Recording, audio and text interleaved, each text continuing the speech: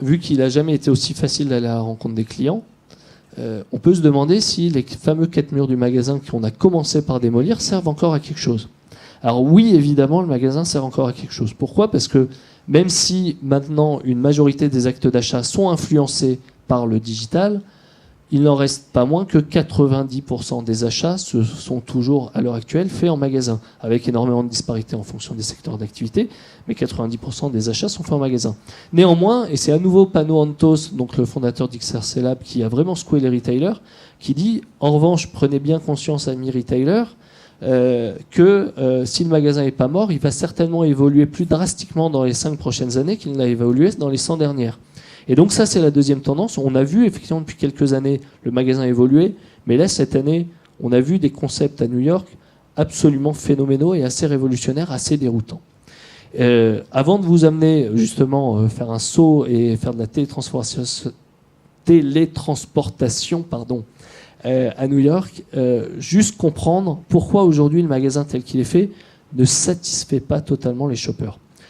Sur 6 interactions différentes, un constat est clair, c'est une étude de Deloitte cette année, entre la possibilité d'interagir online et la possibilité d'interagir en magasin. On a demandé aux shoppers où est-ce qu'ils se sentaient le plus à l'aise et où est-ce qu'ils trouvaient que l'expérience était la plus agréable. Et bien dans 4 cas sur 6, c'est online. Pour m'informer sur la disponibilité d'un produit, les shoppers disent c'est beaucoup plus facile online qu'en magasin. Pour trouver rapidement le produit que je recherche, évidemment, c'est beaucoup plus facile online qu'en magasin.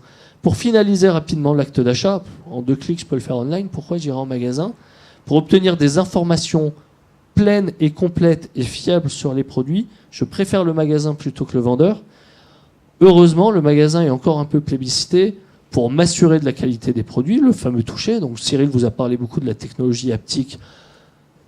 D'ici à ce que ça arrive dans tous les foyers, à part peut-être pour l'industrie pornographique, ça prendra un peu de temps. Donc pour toucher les produits et les tester, il n'y a quand même rien de mieux que le magasin. Et évidemment pour effectuer des retours et des échanges. Néanmoins, le magasin doit se poser des questions et la configuration du magasin et la technologie qu'on met derrière doit permettre de proposer une expérience plus satisfaisante pour que les shoppers se disent indifféremment, online ou magasin, c'est aussi agréable. Et donc très concrètement, aujourd'hui, les magasins, pour les enseignes qui proposent vraiment des parcours omnicanaux assez phénoménaux, à quoi ça sert ? Ce sont des lieux, évidemment, pour découvrir les produits, mais quand on dit découvrir les produits, c'est surtout les tester dans des situations réelles, directement dans le magasin. C'est des endroits où on va de plus en plus vivre des expériences sensorielles, et c'est parfois des lieux où on va être complètement dérouté. Donc là, je vous emmène, télétransportation, même si c'est un des rares points de la science-fiction qui n'existe pas encore. Nous, on va se télétransporter et on arrive directement à New York. Et on va commencer par le magasin Sonos, qui est à Soho, dans le quartier très bobo, hipster de New York. Sonos, c'est de la hi-fi haut de gamme. Ils ont 7 références de produits. Vous pouvez demander pour 7 références, pourquoi faire un magasin ?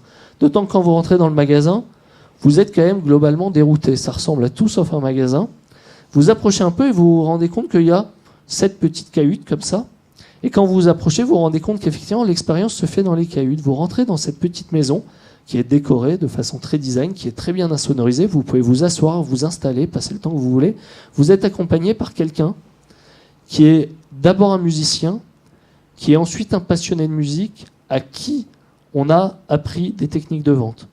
Et qui est donc le vendeur. Mais, encore une fois, dans l'ordre. D'abord un musicien, ensuite un passionné de musique, ensuite on a appris les techniques de vente. Et il vous fait essayer, il y a dans chaque cahute les 7 produits, il vous fait essayer le temps qu'il faut en choisissant votre musique, etc. Une expérience absolument phénoménale où vous essayez le produit et vous passez le temps qu'il faut pour essayer le produit. On sort de Sonos et on fait quelques mètres, quelques blocs plus loin, le fameux magasin Nike dont je vous ai parlé tout à l'heure, dont tout le monde parle.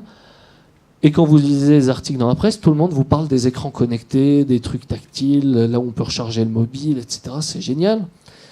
Mais c'est pas ça la vraie valeur ajoutée du magasin. La vraie valeur ajoutée du magasin, c'est ça. C'est la possibilité de tester in situ les produits. Si vous voulez acheter des baskets, vous pouvez les essayer et courir sur un tapis. Alors le premier qui me dit on peut déjà le faire au Décathlon de Villeneuve d'Ascq, vous avez raison. Sauf qu'il y a une subtilité. Déjà, il y a plus de zones d'essai. Vous pouvez essayer plus de choses. Et en plus, vous avez des capteurs partout. Donc une fois que vous avez fait 2-3 km, et vous pouvez faire jusqu'à 2-3 km sur le tapis, avec des sneakers que vous n'avez pas encore achetés, il y a quelqu'un qui analyse vos données et qui regarde comment vous avez couru, la position des pieds, etc. Et en fonction de ça, ils sont capables de vous conseiller, de vous dire, bon, a priori, c'est les chaussures parfaites pour vous. Au contraire, moi, je vous conseillerais plutôt tel ou tel modèle.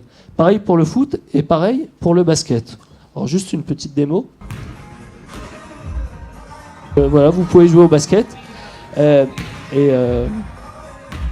étonnant. Et il se trouve que bon, les joueurs sont très mauvais, donc là encore, vous pouvez avoir des conseils. Il y a quelqu'un qui analyse, il y a des capteurs qui analysent. Vous pouvez avoir des conseils aussi bien sur l'équipement que vous devez acheter que sur votre technique pour jouer au basket. Et ça tombe bien, les personnes que j'ai filmées n'étaient pas forcément très douées. Et finalement, l'expérience la plus incroyable que j'ai vécue à New York dans un magasin, c'est dans cette petite boutique, pas loin de Soho non plus, qui s'appelle Ariana, qui m'a attiré l'œil parce que on a l'impression que c'est un magasin de bonbons, qu'il y a des cupcakes, etc. En vitrine. Et je suis rentré dedans, et en fait, dedans, on découvre ça. Et on découvre que c'est des crèmes de soins, etc. Très peu de rayons, finalement pas beaucoup de produits. Il y en a un peu là, mais pas énorme. Tout est basé sur l'expérientiel. Et je suis rentré 2 fois dans cette boutique, 2 fois en disant je suis français, je suis là pour le Retail Big Show, je suis juste là pour voir des concepts de magasins et j'ai juste envie de prendre en photo. Je suis resté 2 fois une demi-heure dans le magasin parce que tout est fait sur l'expérience sensorielle. Elle m'a dit il fait froid, vous devez avoir les mains irritées, venez, je vous fais un soin des mains. Après, elle me fait, vous êtes un peu fatigué, je vous mets un peu d'anti-cerne, etc. Bref, elle m'a fait vivre quelque chose de phénoménal. Elle m'a fait prendre mon temps et je suis reparti évidemment avec 80 ou 100 dollars de crème, de soins, etc. Pas que pour moi, pour ma femme aussi. Zéro digital dans ce magasin à part l'écran au fond. Mais vous rajoutez un seul écran supplémentaire dans ce magasin, vous cassez le concept de l'expérientiel pur et dur. On se déplace un peu, on va un peu plus loin dans New York chez Warby Parker, qui est un fabricant de lunettes design, pas cher, entre 80 et 150 dollars. Et là, vous êtes plongé dans un univers plutôt de bibliothèque, très chaleureux, très silencieux, très cosy, dans lequel vous avez envie de prendre le temps de tout essayer. Vous pouvez tout essayer. Il n'y a aucun antivol pour essayer les lunettes. Il y a de la sécurité à l'entrée, évidemment, mais il n'y a aucun antivol. Vous pouvez tout essayer. Et c'est à des années-lumière des chaînes françaises d'optique qui sont très blanches, très cliniques. Et là, vous avez juste envie de passer du temps dedans plutôt que d'essayer les lunettes et partir en courant parce que c'est un peu anxiogène. Et je vous ai dit, les magasins sont là aussi pour dérouter. Voilà un exemple de magasin déroutant, c'est Snapchat qui a lancé ses lunettes connectées qui s'appellent Spectacles, qui permettent de faire des stories sur Snapchat, c'est poster des choses sur Snapchat directement avec ses lunettes connectées. Ils ont fait un magasin éphémère à New York. Alors déjà, je vous laisse imaginer la visibilité, la taille de l'immeuble et la visibilité. Ils sont en face de l'Apple Store sur la 5e avenue. Pour ceux qui connaissent, c'est juste l'endroit où il faut être de New York, c'est l'équivalent de la rue de la Paix, à quelques pas de l'immeuble de Donald Trump, ça c'est une autre histoire. Et quand vous rentrez dedans, alors déjà, si vous voulez rentrer dedans sans faire la queue, il faut y aller à 23h. Évidemment, les magasins sont ouverts à 23h à New York. Et une fois que vous avez fait 2 ou 3 heures la queue, vous arrivez là-dessus, 2 machines qui vous permettent d'essayer les lunettes en réalité augmentée et qui vous permettent de les acheter. C'est un magasin éphémère, je ne dis pas que tous les magasins doivent ressembler à ça, mais en tout cas, c'est déroutant. Donc les magasins sont, vous l'avez vu, des lieux expérientiels, des lieux où on va tester les produits, des lieux sensoriels. Mais alors, le nouveau rôle du point de vente aussi, et tel qu'on constate à New York, c'est aussi de plus en plus un lieu où on va construire ou reconstruire une vraie relation avec le client. Cette relation qu'on a perdue, on dit depuis des années, le client, le shopper, il croit plus aux avis sur Internet, il croit plus aux user-generated content, il croit plus aux blogueurs, aux influenceurs qu'aux vendeurs qui sont perçus comme étant des charlatans, qu'aux marques. Eh ben, beaucoup d'enseignes aux États-Unis se disent ça, c'est pas une fatalité. Et si on repense le magasin, on va peut-être pouvoir, redevenir le partenaire en qui le client fait confiance. On va peut-être pouvoir faire des lieux où le client va avoir besoin de s'informer et se former, et en tout cas où il va peut-être pouvoir partager en mode communautaire. Et pour ça, je vais vous détailler ce qu'a fait The Vitamin Shop. The Vitamin Shop, c'est une chaîne que personne ne connaît en France. Ils vendent des poudres et des pilules associées au bien-être, des trucs avec des protéines, des vitamines, etc., pour avoir un parcours plutôt de bien-être. Et donc le fondateur de The Vitamin Shop, qui se présente aussi comme un Chief Health Enthusiast, c'est intéressant de voir comment il se présente, il dit on a compris que nos clients attendaient plus qu'on leur vende juste des produits. Ils ont besoin de conseils dans leur parcours et ils attendent de nous peut-être qu'on soit des tiers de confiance dans leur parcours d'achat, dans leur parcours bien-être, et on peut peut-être leur apporter ce service-là. Et pour faire ça, du coup, ils ont complètement repensé le magasin. Alors évidemment, première chose, on retravaille la devanture pour donner envie de rentrer. C'est vrai que ça, c'est quand même un peu plus sexy que ça. Mais la devanture, c'est quasiment anecdotique. Pour recréer du lien de confiance, ils se sont dit déjà, si on veut créer ce lien de confiance et être perçu comme quelqu'un qui peut conseiller et pas que vendre, on va arrêter de mettre le client juste face à des rayons. Ça ne peut pas marcher comme ça. Parce que là, le message qu'on lui dit, c'est achète, achète, achète, achète.